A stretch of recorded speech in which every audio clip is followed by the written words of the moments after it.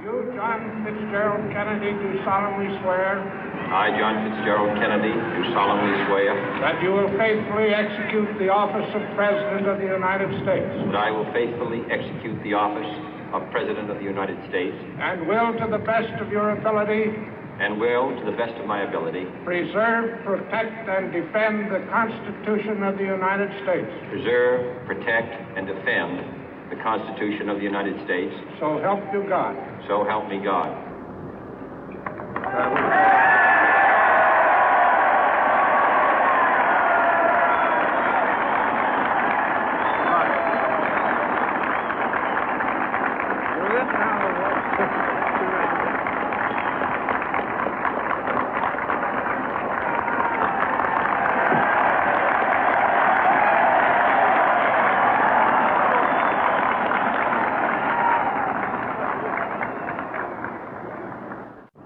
Vice President Johnson, Mr. Speaker, Mr. Chief Justice, President Eisenhower, Vice President Nixon, President Truman, Reverend clergy, fellow citizens. We observe today not a victory of party, but a celebration of freedom, symbolizing an end as well as a beginning, signifying renewal as well as change. For I have sworn before you and Almighty God the same solemn oath our forebears prescribed nearly a century and 3/4 ago. The world is very different now, for man holds in his mortal hands the power to abolish all forms of human poverty and all forms of human life. And yet the same revolutionary beliefs for which our forebears fought are still at issue around the globe. The belief that the rights of man come not from the generosity of the state, but from the hand of God. We dare not forget today that we are the heirs of that first revolution. Let the word go forth from this time and place to friend and foe alike that the torch has been passed to a new generation of Americans born in this century, tempered by war, disciplined by a hard and bitter peace, proud of our ancient heritage, and unwilling to witness or permit the slow undoing of those human rights to which this nation has always been committed and to which we are committed today at home and around the world.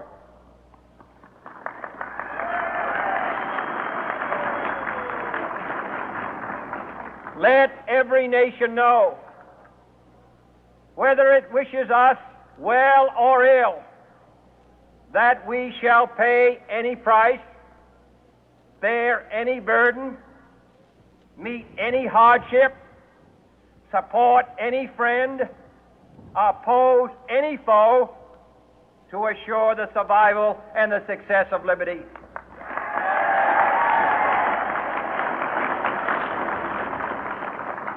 This much we pledge and more. To those old allies whose cultural and spiritual origins we share, we pledge the loyalty of faithful friends. United, there is little we cannot do in a host of cooperative ventures. Divided, there is little we can do, for we dare not meet a powerful challenge at odds and split asunder. To those new states whom we welcome to the ranks of the free, we pledge our word that one form of colonial control shall not have passed away, merely to be replaced by a far more iron tyranny. We shall not always expect to find them supporting our view, but we shall always hope to find them strongly supporting their own freedom, and to remember that in the past, those who foolishly sought power by riding the back of the tiger ended up inside.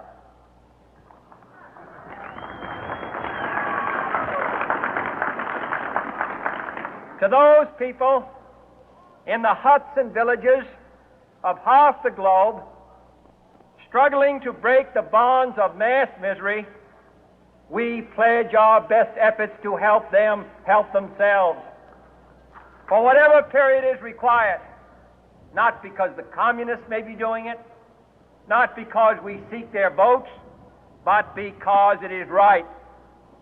If a free society cannot help the many who are poor, it cannot save the few who are rich.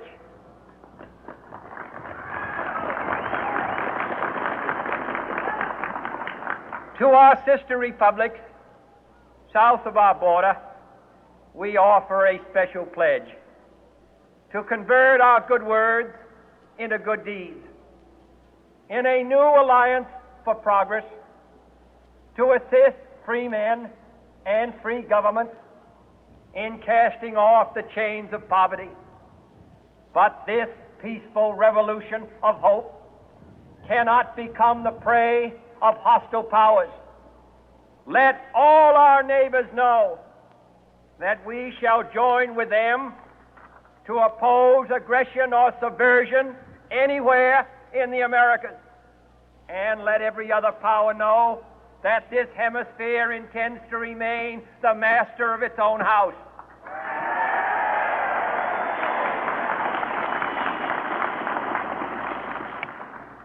To that World Assembly of Sovereign States, the United Nations, our last best hope, in an age where the instruments of war have far outpaced the instruments of peace, we renew our pledge of support to prevent it from becoming merely a forum for invective, to strengthen its shield of the new and the weak, and to enlarge the area in which its writ may run. Finally, to those nations who would make themselves our adversary, we offer not a pledge, but a request that both sides begin anew the quest for peace.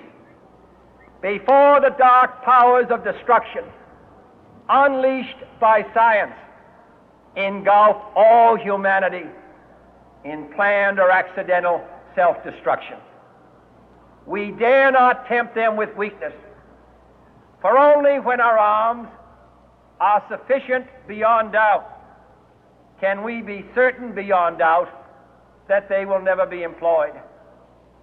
But neither can two great and powerful groups of nations take comfort from our present course, both sides overburdened by the cost of modern weapons, both rightly alarmed by the steady spread of the deadly atom, yet both racing to alter that uncertain balance of terror that stays the hand of mankind's final war. So let us begin anew, remembering on both sides that civility is not a sign of weakness, and sincerity is always subject to proof. Let us never negotiate out of fear, but let us never fear to negotiate.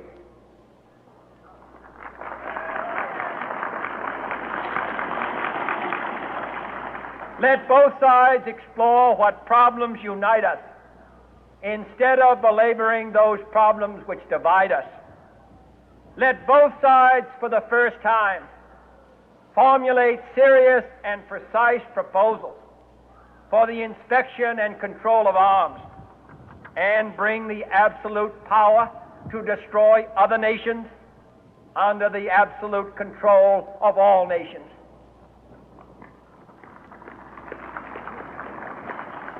Let both sides seek to invoke the wonders of science instead of its terrors.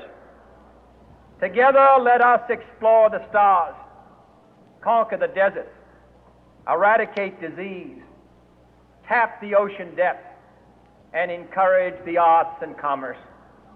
Let both sides unite to heed in all corners of the earth the command of Isaiah to undo the heavy burden and let the oppressed go free.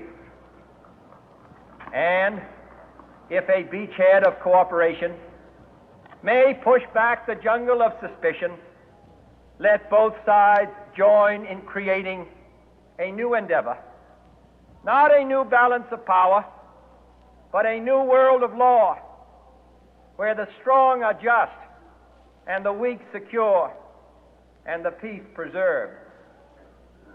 All this will not be finished in the first 100 days, nor will it be finished in the first 1,000 days, nor in the life of this administration, nor even perhaps in our lifetime on this planet.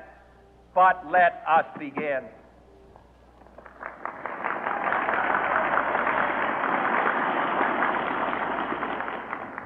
In your hands, my fellow citizens, more than mine, will rest the final success or failure of our course.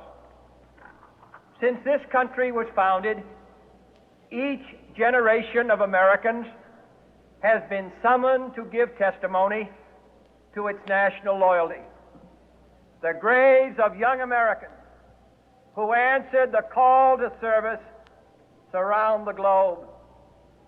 Now the trumpet summons us again, not as a call to bear arms, though arms we need, not as a call to battle, though in battle we are, but a call to bear the burden of a long twilight struggle, year in and year out, rejoicing in hope, patient in tribulation, a struggle against the common enemies of man, tyranny, poverty, disease, and war itself. Can we forge against these enemies a grand and global alliance, north and south, east and west, that can assure a more fruitful life for all mankind? Will you join in that historic effort?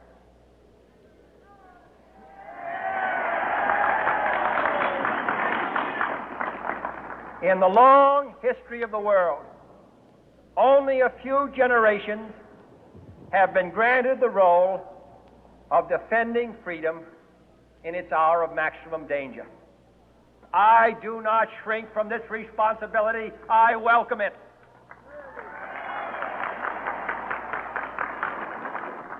I do not believe that any of us would exchange places with any other people or any other generation.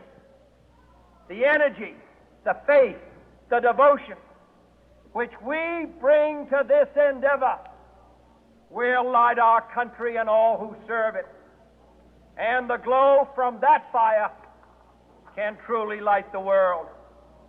And so, my fellow Americans, ask not what your country can do for you. Ask what you can do for your country.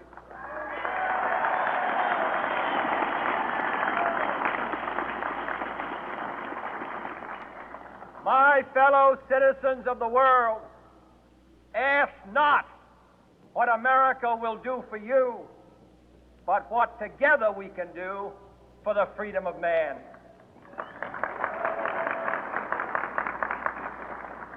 Finally, whether you are citizens of America or citizens of the world, ask of us here the same high standards of strength and sacrifice which we ask of you.